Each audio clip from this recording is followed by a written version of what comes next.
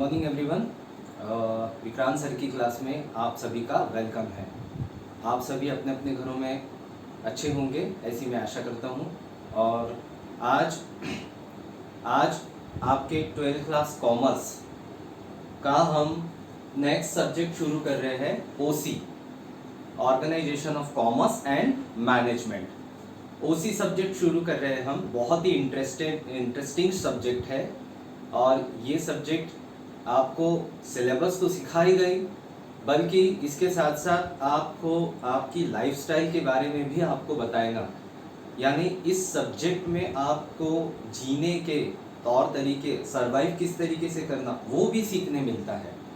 तो आज हम इस लेक्चर में, फर्स्ट वीडियो लेक्चर में, आपका सब्जेक्ट है organisation of commerce and management, ये शुरू करने जा रहे हैं।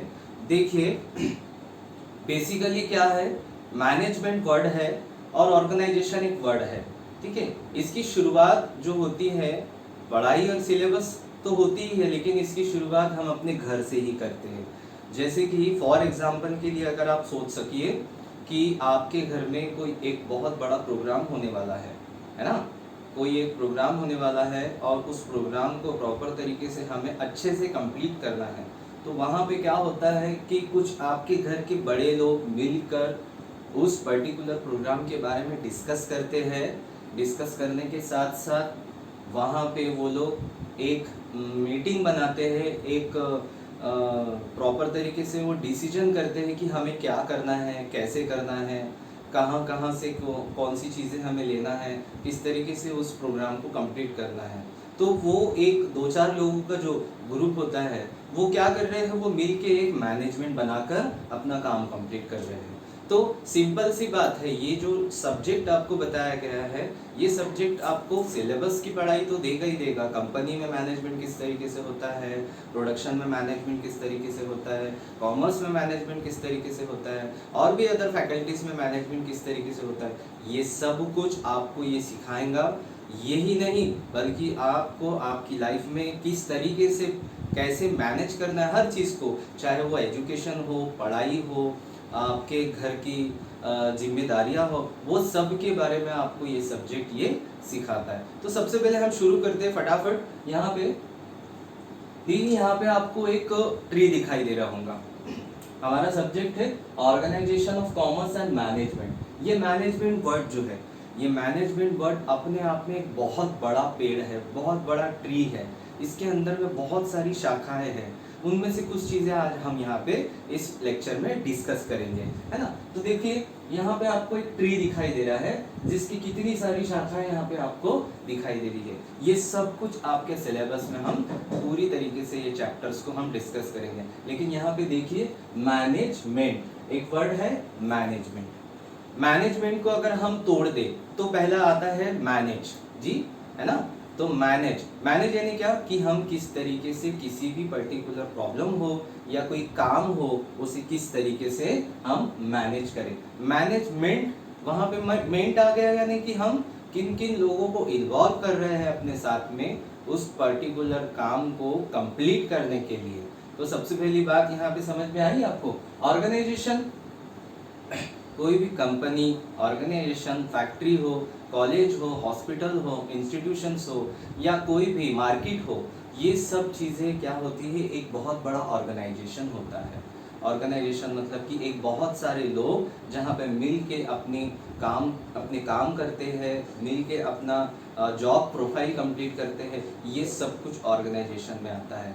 तो ऑर्गेनाइजेशन ऑफ कॉमर्स यानी कि आपको कॉमर्स में जितनी भी कंपनीज ऑर्गेनाइज होती है उससे किस तरीके से मैनेज किया जाता है, ये आपको ये सब्जेक्ट में सिखाया जाएगा, है ना। तो आगे बढ़ते हैं डियर स्टूडेंट्स, हम आगे बढ़ते हैं। देखिए यहाँ पे आपको एक ट्री दिखाई दे रहा होगा और यहाँ जैसे आपको दिखाई दे रहा है व्हाइट बोर्ड में, आप अपने नोट्स इसी तरीके से बनाइए। बहुत अच्छा लगता है नोट्स इस तरीके से बनाने से, इंटरेस्ट भी आता है और बहुत अच्छे से समझ में भी आता है। आप क्या कर सकते हो, जैसे ऐसा डायग्राम बनाया आपने, तो यहाँ छोटी छोटी जगहों में आप उसके बारे में उसका मीनिंग लिख सकते हो। उससे क्या हो जाएगा, आपको वह इंटरेस्टिंग लगेगा, पढ़ने में भी बहुत अच्छा लगेगा। इससे आप बोर भी नहीं होंगे और आपका इंटरेस्ट उस सब्जेक्ट के प्रति बढ़ता चला जाएगा। ठीक है। तो हम देखिए यहाँ पे एक मैनेजमेंट इन्वॉल्विंग इज, है ना। देखिए मैनेजमेंट कितना बड़ा ट्री दिखाई दे रहा है आपको। तो मैनेजमेंट किन चीजों को इन्वॉल्व करता है, यहाँ पे आपको दिखाई दे रहा है स्टाफिंग है, डायरेक्टिंग है, प्लानिंग है, ऑर्गेनाइजिंग है, कंट्रोलिंग है और कोऑर्डिनेशन है। ये एक बहुत बड़ा ट्री है, इतना छोटा ही नहीं है। इसे समझने के लिए हमें और आगे बढ़ना पड़ेगा। हम आज थोड़ा बेसिक देख रहे हैं। तो देखिए यहाँ पे सबसे पहला आ जाता है, यहाँ पे आपको सबसे पहले आ गई आपकी यहाँ पे प्लानिंग। सबसे पहला आ गया प्लानिंग। देखिए मैंने अभी शुरू में आपको बताया कि जैसे हमारे घर में अगर कोई छोटा सा फंक्शन है तो उस फंक्शन आने से पहले हम उसकी क्या करते हैं, प्लानिंग करते हैं कि हमें क्या करना है, कैसे करना है, कहाँ करना है, कितना उसमें पैसा लगेगा। तो ये सब चीज़ें। तो अब बात करते हैं ऑर्गेनाइजेशन एंड कंपनी की। तो वहाँ पे क्या है कि हमारी कंपनी या हमारी ऑर्गेनाइजेशन में क्या प्लान कर रहे हैं, हमें करना क्या है, what to do, who to do and whom to do and where to do. ये सब चीज़ें प्लानिंग में आता है। प्लानिंग का मतलब क्या, नियोजन करना। प्लानिंग यानी क्या, हमें एक प्री डिटर्मिनेशंस करने हैं कि हमें क्या करना है। प्लान करना मतलब कि हमें जो आने वाला वर्क है उसे किस तरीके से कंप्लीट करना है, किन लोगों को उस वर्क कंप्लीट करने के लिए इन्वॉल्व करना है और हमें उस वर्क को किस तरीके से जल्दी करना है और उस वर्क को कितने लोगों को मिलाकर करना है। प्लानिंग का मतलब समझ में आ गया आपको कि प्लानिंग क्या होती है। प्लानिंग एक पर्टिकुलर नियोजन है, एक पर्सन्स को प्लान करने के लिए उन्हें यूज़ करना, चूज़ करना कि कौन कौन लोग मिलकर उस पर्टिकुलर काम को कंप्लीट करेंगे। मैनेजमेंट है। मैनेजमेंट मतलब आपको how to manage it. Management यानी क्या सिखाएंगे आपको, हाउ टू मैनेज इट। कोई भी प्रॉब्लम या कोई भी work front of the manager के सामने आती है। मैनेजर कौन होता है, एक पर्टिकुलर एक पर्सन होता है जिसे कोई भी ऑर्गेनाइजेशन हो, कंपनी हो या कोई बड़ी संस्था हो, वो एक पर्टिकुलर पर्सन को क्या करता है, नियुक्त करता है। यानी कि क्या करता है, उन्हें एक सेलेक्ट करता है कि he is the one of the person, he is manager and he is manage all the things. ठीक है, वो सब कुछ क्या करेगा, वहाँ पे मैनेज करेगा। आई बात समझ में आपको। तो मैनेज करने के लिए उसे क्या क्या चीज़ों की ज़रूरत पड़ेगी, उसे सबसे पहले क्या काम करना है, कैसे करना है, उसके लिए उसको प्लानिंग की ज़रूरत पड़ेगी। एक पॉइंट समझ में आ गया आपको। हम आगे बढ़ते हैं अभी। दूसरा आ गया ऑर्गेनाइजिंग। ये सब कुछ चीज़ें हम अपने घर में ही करते हैं, यानी अपने लाइफ स्टाइल में इन सब चीज़ों को इन्वॉल्व करते हैं। ये आपके सिलेबस में आ गया है, लेकिन हम उस तरफ ध्यान नहीं देते हैं कि हम ये सब चीज़ें अपने लाइफ स्टाइल में ऑलरेडी ही एग्जिस्ट करते हैं, इन्वॉल्व करते हैं। ऑर्गेनाइज करना मतलब क्या, किसी भी पर्टिकुलर वर्क या काम या रिस्पॉन्सिबिलिटी को प्रॉपर तरीके से शो करना, ऑर्गेनाइज करना, उसे कंप्लीट करना किस तरीके से। तो मैनेजर क्या करते हैं, सबसे पहले तो प्लान करेंगे। प्लान करने के बाद में उन्हें एक मोटा मोटा उनको बेसिक प्लानिंग मिल जाता है। प्लानिंग मिल जाने के बाद में क्या होता है, उसे किस तरीके से ऑर्गेनाइज करना है, किस तरीके से उन्हें फ्रंट ऑफ लेकर आना है, वो सब चीज़ें वहाँ पे वो डिस्कस करते हैं। तो ऑर्गेनाइज करना 6, 7, 5, 10 लोगों को मिलाकर वो क्या करेंगे, उस पर्टिकुलर वर्क को क्या करेंगे, ऑर्गेनाइज करेंगे। यानी मैंने फॉर एग्जांपल के लिए एक कंपनी है, जैसे कि हम होंडा का एग्जांपल ले लेते हैं। यानी कि होंडा की कंपनी है और उन्होंने एक नया बाइक लॉन्च किया है। एक नया बाइक उन्होंने मार्केट में लॉन्च करना है। तो क्या करना है उसके लिए उन्हें इवेंट करना है। उसके लिए लोगों को कैसा पता चलेगा, या तो वो एडवर्टाइज करेंगे या मार्केटिंग करेंगे, और मार्केटिंग में इन्वॉल्व करते हैं इवेंट को। तो इवेंट मीन्स क्या होता है, एक अच्छा खासा सेमिनार, एक प्रोग्राम होता है। तो क्या करते हैं वो लोग कि कुछ लोगों को मिलाकर, एग्जीक्यूटिव्स, सेल्स एग्जीक्यूटिव, मैनेजर, इन लोगों को मिलाकर वो क्या करते हैं, उस पर्टिकुलर वर्क को कंप्लीट करने के लिए, उसे ऑर्गेनाइज करने के लिए उन लोगों का सिलेक्शन करते हैं। आई बात समझ में। तो ये पॉइंट आपको समझ में आ गया होगा यहाँ पे। ठीक है डियर स्टूडेंट्स, आगे बढ़े। हाँ ठीक है। कंट्रोलिंग, ये वर्ड भी हम सुन चुके हैं। कंट्रोलिंग फर्स्ट हो गया आपका, सेकंड हो गया एंड थर्ड कंट्रोलिंग। कंट्रोलिंग आपको क्या सिखाएगा, कंट्रोल करना।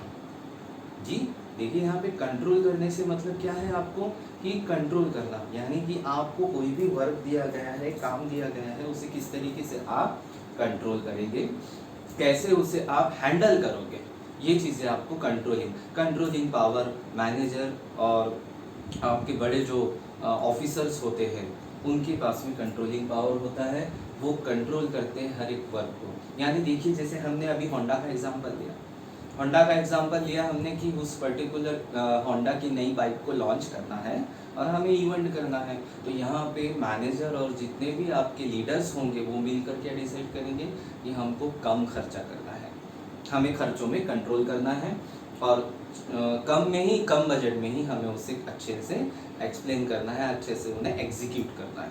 ये पॉइंट समझ में आ गया आपको। देन उसके बाद में आता है फोर्थ, कोऑर्डिनेशन कितना बढ़िया वर्ड है। देखिए, कुछ लोगों के मिले बगैर, यानी 2 से 3 लोग 4 लोग मिले बगैर पर्टिकुलर कोई भी वर्क को मैनेज नहीं कर सकते। मैनेजमेंट यानी एक ग्रुप, एक प्रॉपर तरीके से ग्रुप जो उन्हें कोऑर्डिनेट करता है, जो उन्हें क्या करता है, मिलकर कंप्लीट करता है। 2 लोग 3 लोग, सिंगल पर्सन क्या अपनी सिंगल थिंकिंग रखेगा कि ऐसे करना है, ऐसे करना है, ऐसे करना है। But when some peoples are involve it, जब कुछ लोग मिल जाते हैं उस काम को करने के लिए, है ना, जब कुछ लोग वहाँ पे इन्वॉल्व हो जाते हैं उस काम को करने के लिए, तो सिंपल और बेसिक एक 10 लोगों का ग्रुप बन जाता है और 10 लोगों की थिंकिंग वहाँ इन्वॉल्व हो जाती है। Some person says that, some person says that, है ना। कोई पर्सन कुछ बोलेगा कि ऐसा करेंगे, एक पर्सन ऐसा बोलेगा कि हम ऐसा नहीं, ऐसा करना चाहिए। तो वहाँ पे क्या हो रहा है, कोऑर्डिनेशन हो रहा है। सभी लोग मिलकर प्रॉपर तरीके से क्या कर रहे हैं, कोऑर्डिनेट कर रहे हैं एंड अपने अपने पॉइंट ऑफ व्यू को वहाँ पे रख रहे हैं। Then manager has to be decided which ever is best for us. Okay, fine. Coordinating समझ में आ गया आपको। Then we move fifth point is staffing. What is the meaning of staffing? Staffing is a group of the employees, group of the members. यहाँ पे बात किसकी आ रही है, यहाँ पे स्टाफ का मतलब एक सिंगल पर्सन से नहीं है। यहाँ हमने पर्टिकुलर वर्क को कंप्लीट करने के लिए कुछ लोगों को इन्वॉल्व किया है, कुछ लोगों को सेलेक्ट किया है कि यहाँ पे वो पर्टिकुलर लोग मिलकर इस पर्टिकुलर काम को कंप्लीट करेंगे। स्टाफिंग, देखिए कोई भी कंपनी या कोई भी ऑर्गेनाइजेशन में अगर आप जाते, फॉर एग्जांपल हम बैंक का एग्जांपल ले लें। बैंक में आप देखोगे कि कैशियर डिपार्टमेंट अलग होता है, सेल्स डिपार्टमेंट अलग होता है, लोन डिपार्टमेंट अलग होता है और डिस्पैच डिपार्टमेंट अलग होता है। तो व्हाट इज दैट, मतलब ये क्या है, ये अलग अलग डिपार्टमेंट, यानी अलग अलग डिपार्टमेंट। स्टाफिंग यानी पर्टिकुलर वर्क के लिए पर्टिकुलर स्टाफ। सेल्स के लिए सेल्स का स्टाफ हो जाएगा, कैश के लिए कैश के स्टाफ मिल जाएंगे आपको, और अदर वर्क के लिए अदर स्टाफ आपको वहाँ दिखने मिलेंगे। तो ये क्या है, अलग अलग ग्रुप ऑफ जो एम्प्लॉइज होता है, इसे क्या बोला जाता है, staffing. And who is the selections, कौन करता है इनके सिलेक्शन? इनके सिलेक्शंस करते हैं मैनेजिंग डायरेक्टर्स, जो कि पर्टिकुलर कंपनी के रजिस्टर्ड मैनेजर्स होते हैं और रिक्रूट करते हैं। रिक्रूटमेंट मीन्स क्या होता है, एक रिक्रूट करना कि इस पर्टिकुलर पर्सन को हमने ये काम के लिए सेलेक्ट किया है। ठीक है, आई बात समझ में आपको स्टूडेंट्स।